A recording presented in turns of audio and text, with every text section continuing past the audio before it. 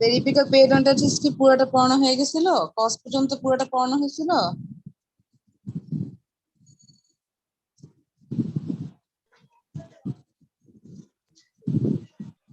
Lecture খাতাটা একবার check করো। পেরিপিকাল পেরিওডন্টাইটিস এর কজ পর্যন্ত পড়ানো হয়েছিল? আজকে কি ক্লিনিক্যাল ফিচার হবে? জি কজ ম্যাম পর্যন্ত হয়েছিল পর্যন্ত পড়া হয়েছিল। জি ম্যাম, কজ পর্যন্ত পড়ানো হয়েছিল। আচ্ছা আচ্ছা, তাহলে আজকে হচ্ছে পেরিপিকাল পেরিওডন্টাইটিস এর ওই ক্লিনিক্যাল ফিচার ওখান থেকে স্টার্ট হবে, ঠিক আছে? আমরা লাস্ট পড়েছিলাম হচ্ছে অ্যাকুট পেরিপিকাল পেরিওডন্টাইটিস এর কজ পর্যন্ত। ওয়ালাইকুম আসসালাম। when associated with vital truth, non vital truth আর তো হচ্ছে iatrogenic, তিনটা। আর ক্লিনিক্যাল ফিচার এখন আজকে পড়বো আমরা ক্লিনিক্যাল ফিচার। ক্লিনিক্যাল ফিচার আগের মতো সিম্পটম সাইন্স ওভাবে আগের মতো আমরা দিব না, জাস্ট একদম ডিরেক্ট লিখে দিব। ক্লিনিক্যাল ফিচার ফার্স্টে দেখো, সিম্পটম সাইন্স দিয়ে লেখো, আলাদা করেই লেখো, আলাদা করে লিখলে সুবিধা হবে মনে রাখতে। ক্লিনিক্যাল ফিচার ফার্স্টে দেখো সিম্পটমস। অ্যাকুট পেরিপিকাল পেরিওডন্টাইটিস মানে হচ্ছে দাঁতের এপিকাল রিজিয়ন মানে অ্যাপেক্স রিজিয়নের যে পেরিওডন্সিয়াম সেটা যদি ইনফ্লামড থাকে কোনো কারণে সেটাকে বলবো আমরা পেরিওডন্টাইটিস। আর যেহেতু এপিকাল রিজিয়নে, তো এটাকে আমরা এর জন্য বলবো এপিকাল পেরিওডন্টাইটিস বা পেরিএপিকাল পেরিওডন্টাইটিস। বিভিন্ন কারণে হতে পারে। আইদার আমি বলেছিলাম যে অফিসিয়াল কোনো ট্রমা হলে যদি ফিলিং দেওয়া হয় পেশেন্টের এবং ফিলিংটা যদি উঁচু থাকে কোনো কারণে, তাহলে বারবার ওই দাঁতে কামড় পড়লে তাহলে সেক্ষেত্রে একটা হতে পারে, সেটা হচ্ছে ভাইটাল টুথের ক্ষেত্রে যেটা বলছিলাম যে কজ। আর হতে পারে যদি কোনো কারণে ব্লো মানে ঘুষি খায় কোনো কারণে, সেক্ষেত্রে হতে পারে। অথবা কোনো ফরেন অবজেক্ট যদি দুই দাঁতের মাঝে যদি যে ঢুকে যায় কোনো কারণে, যেটা হতে পারে মাছের কাঁটা বা মাংসের বোনস, অথবা হতে পারে টুথপিক, আমরা যে টুথপিক দিয়ে যে দাঁত ক্লিন করি সেই টুথপিক ভেঙে যে ভিতরে ঢুকে গেল, সেটা থেকেও হতে পারে। তো দাঁতে কোনো সমস্যা ছিল না, কোনো ক্যারিজ বা ব্যাকটেরিয়া কোনো কিছু কজ ছিল না, ভাইটাল একটা টুথে উইদাউট এনি রিজন অন্য কোনো কজ দিয়ে যদি হয়ে থাকে সেটা হচ্ছে ভাইটাল টুথের ক্ষেত্রে চলে গেছিল। আর নন ভাইটাল হচ্ছে যদি ক্যারিজ থেকে হয়ে থাকে, যে ক্যারিজ দেন পালপাইটিস দেন পেরিপিকাল লেশন হলো, সেটা হচ্ছে ব্যাকটেরিয়াল কজ, যেটা সেটা হচ্ছে নন vital tooth.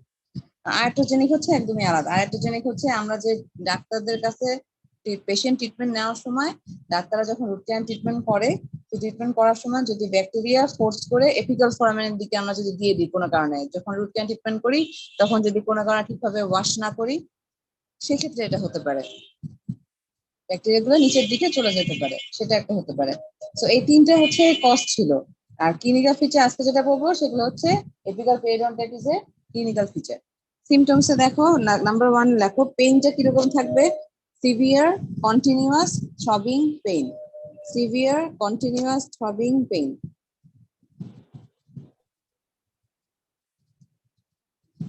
Severe continuous throbbing pain.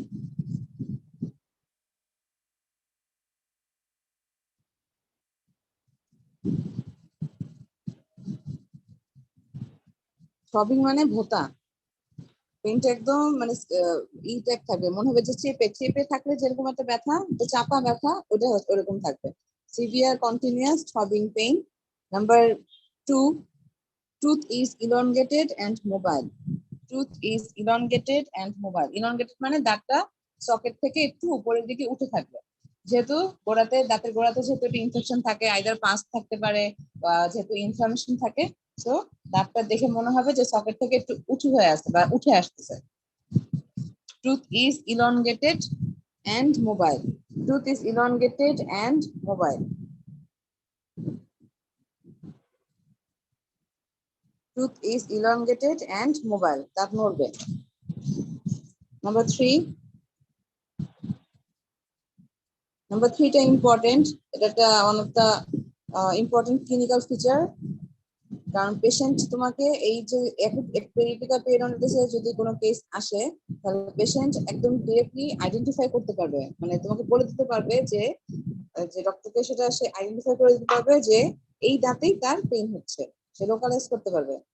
অন্যান্য দাঁতের ক্ষেত্রে, অন্যান্য এইগুলোর ক্ষেত্রে নর্মালি তারা আইডেন্টিফাই করতে পারে না, তারা বলবে যে যে একটা সাইডে যে কোনো একটা দাঁতে হয়তো ব্যথা হচ্ছে, বাট কোন দাঁতে স্পেসিফিকলি সেই দাঁতটা তারা কখনোই লোকালাইজ করতে পারে না। বাট এই পেরিপিকাল পেরিওডন্টাইটিসের ক্ষেত্রে পেশেন্ট একদম দেখিয়ে দিবে যে এই দাঁতেই আমার ব্যথা হচ্ছে। সো এটা একটা one kind of important feature of acute periapical পেরিওডন্টাইটিসের। পরীক্ষার সময় ভাইবার সময় অনেক সময় জিজ্ঞেস করা হয়। তো নাম্বার 3 তে pain is very well localised. Number 3 তে দেখো pain is very well localised, comma patient will always be able to point the affected tooth. একসাথে patient will always be able to point the affected tooth. Patient will always be able to point the affected tooth. The pain is very well localized. Patient will always be able to able to point the affected tooth. Point the affected tooth.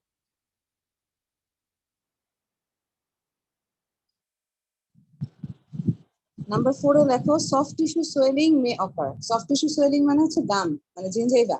Gingiva ফুলে থাকতে পারে। Soft tissue swelling may occur. Soft tissue swelling may occur. So symptoms চারটা। একটা হচ্ছে severe continuous throbbing pain, একটা হচ্ছে tooth is elongated and mobile. Number 3 তে হচ্ছে pain is very well localized. Patient will always be able to point the affected tooth. And number 4, soft tissue swelling may occur. Sign এ লেখো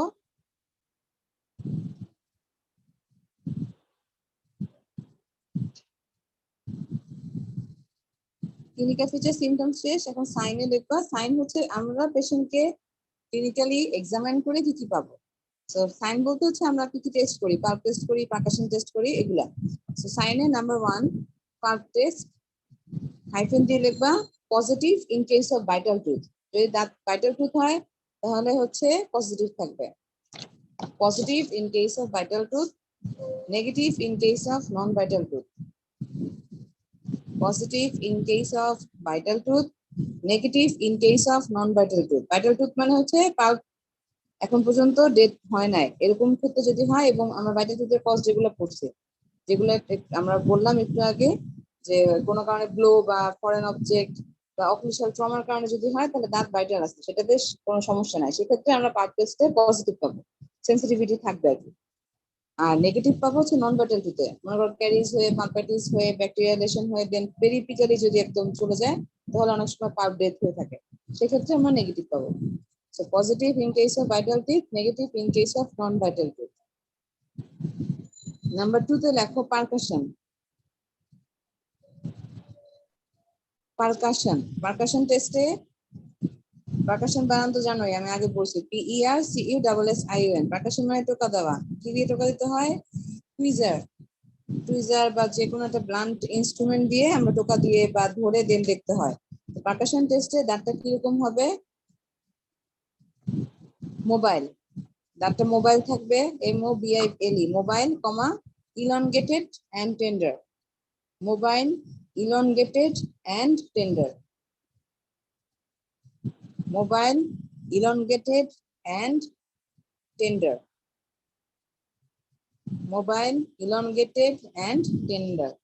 tender মানে ব্যথা থাকবে, আর ইলনগেটেড মানে আমি একটু আগে বললাম সকেট থেকে উঠে আসবে।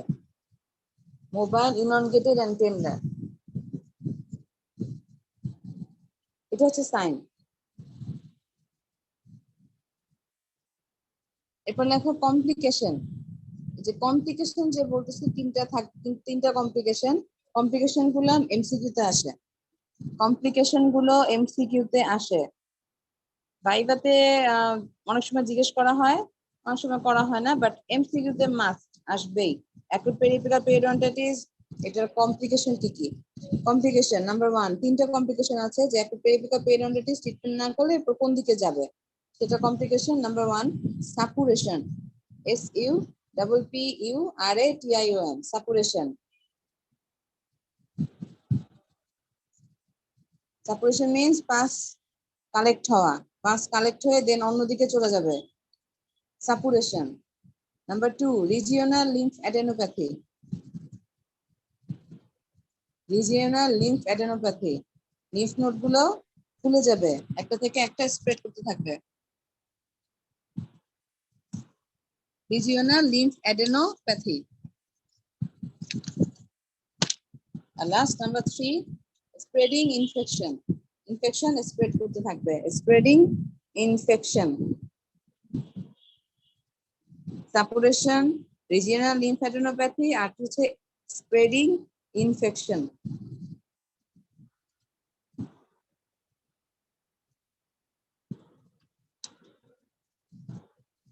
এটা গেল হচ্ছে অ্যাকুট পেরিফেরাল পেরিওডন্টাইটিসের কমপ্লিকেশন। ট্রিটমেন্ট লেখো, ট্রিটমেন্ট।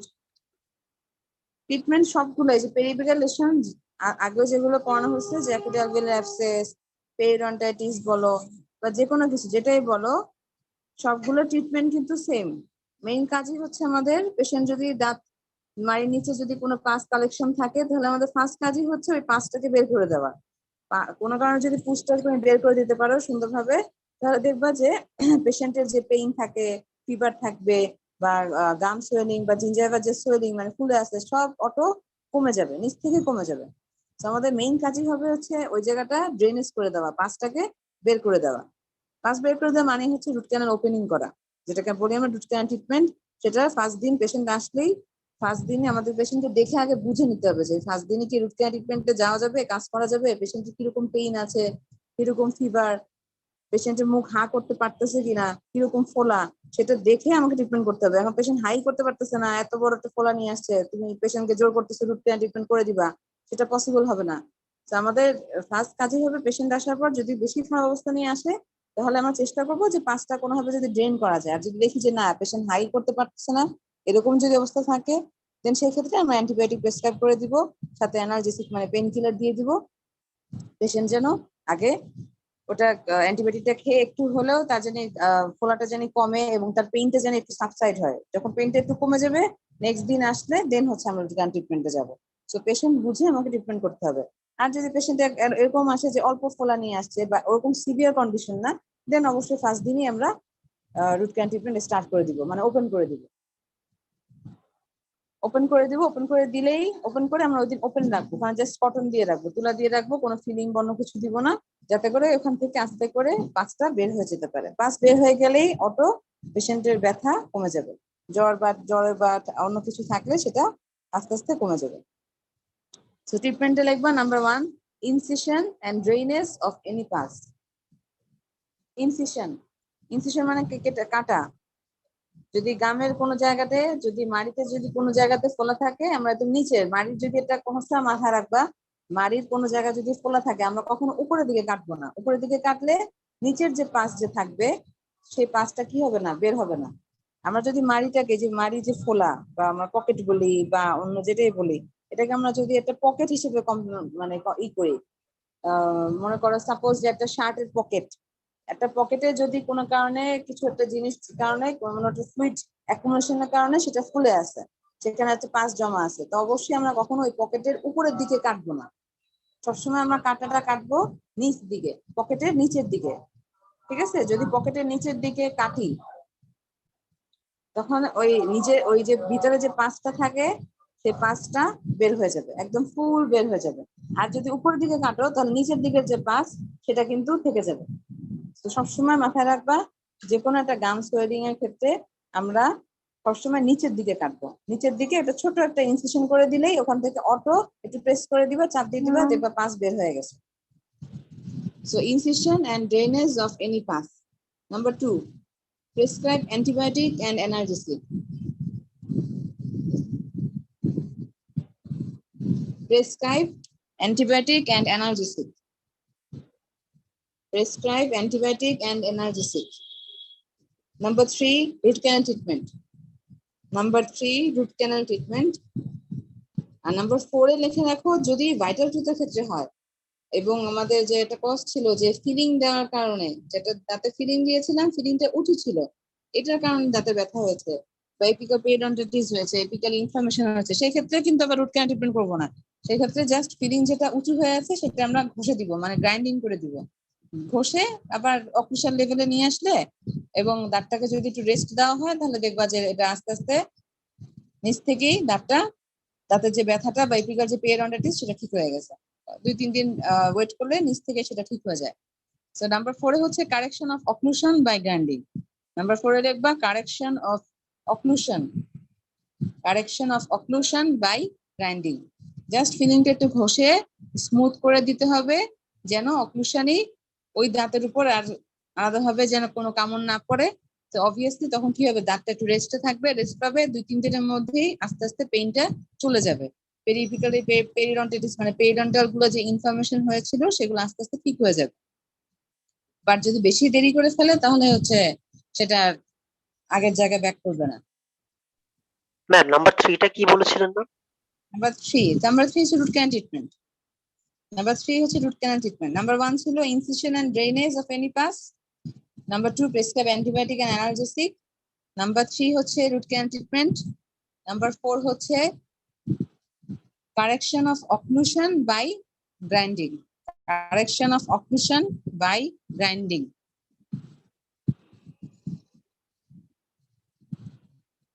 এটা গেল হচ্ছে আমাদের অ্যাকুট পেরিফেরাল পেরিডন্টাইটিস, এটা শেষ। এরপর আসো হচ্ছে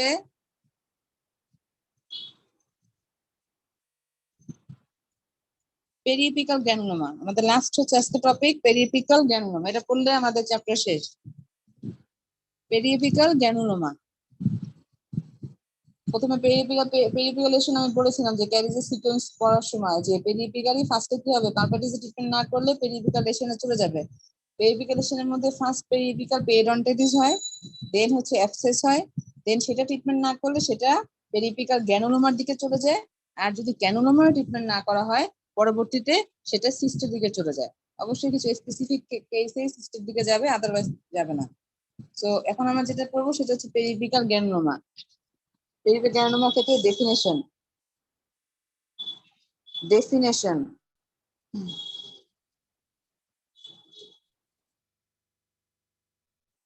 ডেফিনেশনে লেখো localised mass of granulation tissue, localized mass of granulation tissue at the apex region of tooth, localized mass of granulation tissue at the apex region of tooth.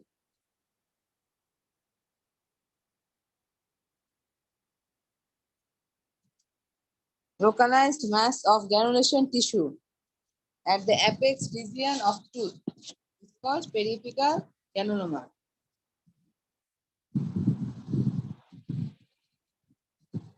Localized mass of granulation tissue at the apex region of tooth is called periapical granuloma. তার মানে apex region, দাঁতের অ্যাপেক্সে যদি granulation tissue একটা মাস থাকে এবং localise থাকে, localise মানে অনেকদিন ধরে আস্তে আস্তে জমতে জমতে একটা গ্র্যানুলেশন টিস্যু ফর্ম হয়েছে ওই জায়গাটাতে ট্রিটমেন্ট না করার কারণে বা অন্য কোনো কারণে, সেক্ষেত্রে সেটাকে বলবো আমরা পেরিয়াপিক্যাল গ্র্যানুলোমা। গ্র্যানুলোমা সম্বন্ধে আমরা পড়ে আসছি প্যাথোলজিতে। ক্লিনিক্যাল ফিচার, ক্লিনিক্যাল ফিচার এটাতে কোনো সিমটম সাইন আলাদা করে বলতে হবে না, এই জাস্ট 1 2 3 4 দিয়ে লিখে যাবা। Clinical feature number 1 peripheral granuloma, খুবই ইম্পর্টেন্ট কিন্তু এই রিটেনে আসে ভাইভাতে ধরে। Clinical feature number 1 associated tooth is non vital, দাঁত অলরেডি নন ভাইটাল হয়ে গেছে। এই ক্ষেত্রে পেরিফেরাল গ্র্যানুলোমা পর্যন্ত আস্তে আস্তে দাঁত আর ভাইটাল থাকে না, নরমালি নন ভাইটাল হয়। Associated tooth is non vital. Number 2 may produce sensitivity on percussion, may produce sensitivity on percussion, মানে পারকাশন মানে যদি টোকা দেই তাহলে সেনসিটিভিটি থাকবে, অথবা আগে লেখো অর, একসাথে may produce sensitivity on percussion or mild pain during chewing solid foods, mild pain during chewing solid foods, mild pain during chewing solid foods. শক্ত কোনো খাবার খাওয়ার সময় অল্প ব্যথা থাকতে পারে, না থাকতে পারে। কারণ কি, পেরিফেরাল গ্র্যানুলোমা হচ্ছে কি কন্ডিশন, এটা একটা ক্রনিক কন্ডিশন, মানে অনেক দিন ধরে পেশেন্ট এই দাঁতে অলরেডি একটা হিস্ট্রি দিবে পেশেন্ট এসে যে এই দাঁতে আমার আগে অনেক 2-3 বছর বা 4 বছর আগে বা এমন হতে 5-6 বছর বা 10 বছর আগে হতে পারে যে এসে এই হিস্ট্রি দিবে যে ওই দাঁতে পেইন ছিল একসময়, সিভিয়ার পেইন ছিল, দেন আমি পেন কিলার খেয়ে বা অন্য কোনোভাবে আমি দাঁতের ব্যথাটা কমিয়ে রেখেছি, দেন আর ট্রিটমেন্ট করা হয়নি। তো সেটা কি হয়েছে, একসময় সেটা আস্তে আস্তে গ্যানোমার দিকে চলে গেছে। এখন আর সেই দাঁতে নর্মালি কোনো ব্যথা থাকে না, সেন্সিটিভিটি থাকতেও পারে, অথবা সলিড ফুড খাওয়ার সময় অল্প পেইন থাকতেও পারে, অনেক সময় থাকেই না মেনলি। এসব পেশেন্টের ক্ষেত্রে, এই পেশেন্টের পেরিপেরিক্যাল গ্যানোমার ক্ষেত্রে ধরা পড়ে হচ্ছে মনে করো পাশের কোন আরেকটা দাঁতের সমস্যা নিয়ে এসেছে, তুমি যখন এক্সরে করবা, এক্সরে করতে দেখবা যে ওই তার পাশের দাঁতে একটা গ্যানোমা ফর্মেশন হয়ে আছে এপিক্যালি। তখন পেশেন্টকে হিস্ট্রি জিজ্ঞেস করলে পেশেন্ট তখন এই হিস্ট্রি দিতে পারে। সো এই পেশেন্টের ক্ষেত্রে নর্মালি কোনো সিভিয়ার কোনো পেইন বা অন্য কোনো কমপ্লেন নিয়ে সে আসবে না, সে আসবে অন্য একটা দাঁতের কমপ্লেন নিয়ে। ডিসকভার হবে হচ্ছে রেডিওগ্রাফে, মানে এক্সরের মাধ্যমে। এক্সরের মাধ্যমে তুমি ওই দাঁতের গ্যানোমাটা দেখতে পাবা। So number 2 হচ্ছে may produce sensitivity on percussion or mild pain during chewing solid foods. Number 3, patient may have past history. Patient may have past history of severe pain.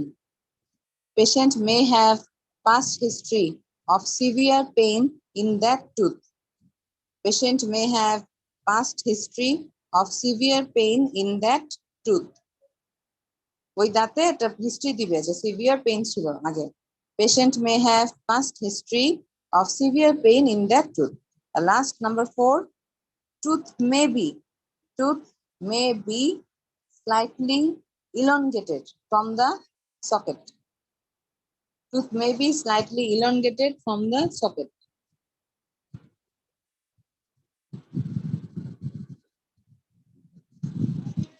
Tooth may be slightly elongated from the socket. যেহেতু নিচে একটা গ্যানোমা থাকে, so socket থেকে দাঁতটা উঁচু হয়ে আসবে বা বের হয়ে আসবে এরকম মনে হবে। তো 4টা clinical feature: associated tooth non vital, number 2 may produce sensitivity on percussion or mild pain during chewing solid foods, number 3 patient may have past history of severe pain in that tooth, and last is number 4 tooth may be slightly elongated from the socket. So এটা হচ্ছে clinical feature number. এটা clinical শেষ, এরপর হচ্ছে treatment এক লাইনে। Treatment, যেহেতু গ্যানোমা একটা শক্ত জিনিস, তো আমাদেরকে এটা বুঝে ট্রিটমেন্ট করতে হবে। আইদার রুট ক্যানাল ট্রিটমেন্ট করা যাবে, রুট ক্যানাল ট্রিটমেন্ট করে সাথে আরো একটা ট্রিটমেন্ট আছে সেটা করতে হবে, অথবা যদি দাঁতের অবস্থা বেশি খারাপ থাকে দেন দাঁতটা ফেলে দিতে হবে। তো গ্যানোমার ক্ষেত্রে কিন্তু ওই যেহেতু রুট ক্যানাল ট্রিটমেন্ট করে দিব তাহলে কিন্তু হবে না, কারণ এখানে কিন্তু নিচে কিন্তু আর পাঁচ কালেকশন নাই, পাঁচটাই শক্ত হয়ে গ্যানোমাতে চলে ফর্ম হয়ে গেছে, ওখানে একটা শক্ত একটা জিনিস, শক্ত জিনিসটাকে আমাকে কেটে বের করতে হবে। রুট ক্যানাল ট্রিটমেন্ট করবো, সাথে আর একটা জিনিস করবো, সেটার নাম হচ্ছে, আমি বলতেছি একবারে লিখে যাও দেন আমি বুঝাচ্ছি ট্রিটমেন্টটা। এক লাইনই হবে treatment. Lesion is treated either by extraction of tooth, দাঁতটা আইদার ফেলে দিব, অথবা or by doing RCT, মানে root canal treatment, or by doing RCT with এপিসেক্টমি বানানো দেখো APISECTOMY, এপিসেক্টমি এপিসেক্টমি মানে হচ্ছে সেকশন করা, মানে কাটা, আর এপি মানে হচ্ছে অ্যাপেক্স। তো আমরা ফার্স্টে রুট ক্যানাল ট্রিটমেন্ট করব, রুট ক্যানাল ট্রিটমেন্ট করে ওই পুরোটা হচ্ছে আমরা করে দিব, ফিল আপ করলাম উপর থেকে সব ইনফেকশন আমরা ট্রিটমেন্ট করলাম, বাট নিচে গোড়াতে কিন্তু গ্যানোমা থেকেই যাবে।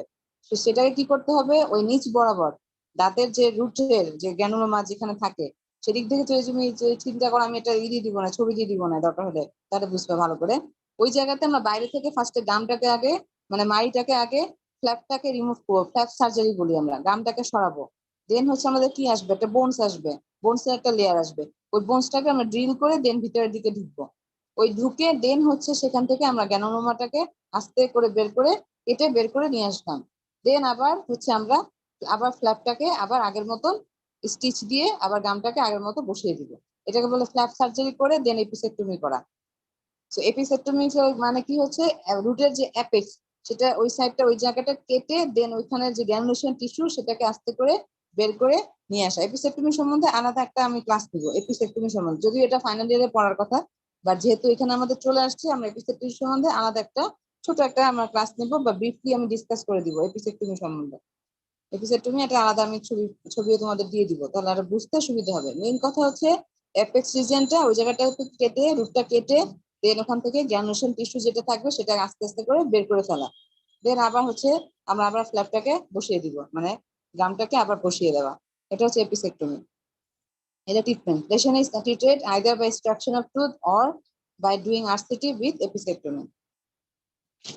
এরপর আসো লাস্ট আমাদের এটার এই যে ভাইভাতে জিজ্ঞেস করে, এটা এখন যেটা বলবো সেটা হচ্ছে ভাইভাতে জিজ্ঞেস করে অ্যাবসেস, গ্রানুলোমা আর সিস্ট, এই যে তিনটা পড়লাম, এই তিনটার এক্সরে ফিচার, এই তিনটার এক্সরেতে আমরা কি পার্থক্য পাবো, মানে এক্সরেতে দেখে আমরা কিভাবে বুঝবো যে এটা অ্যাবসেস, এটা গ্রানুলোমা, এটা সিস্ট, সেটা আমরা কিভাবে বুঝবো।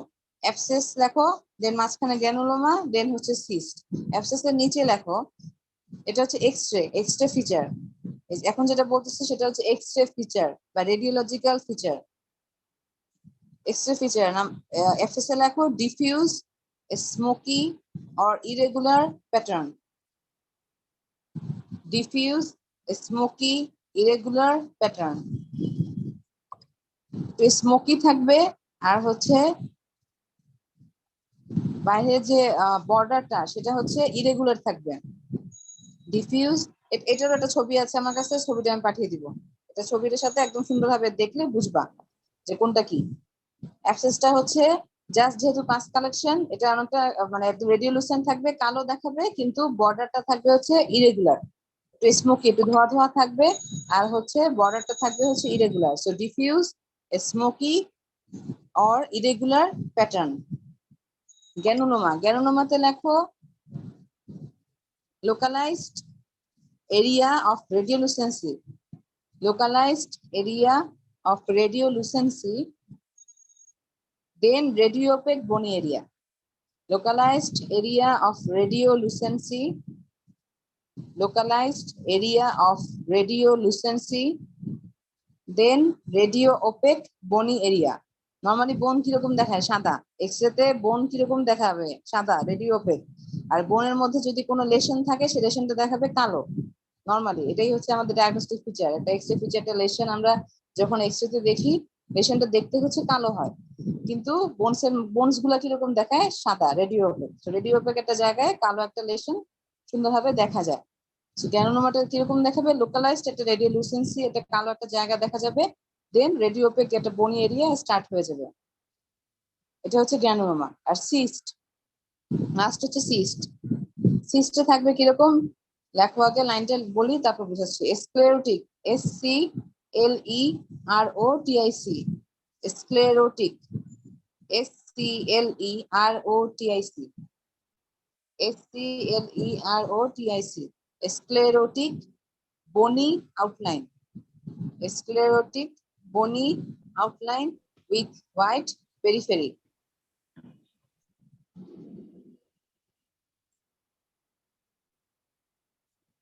Sclerotic bony outline with white periphery.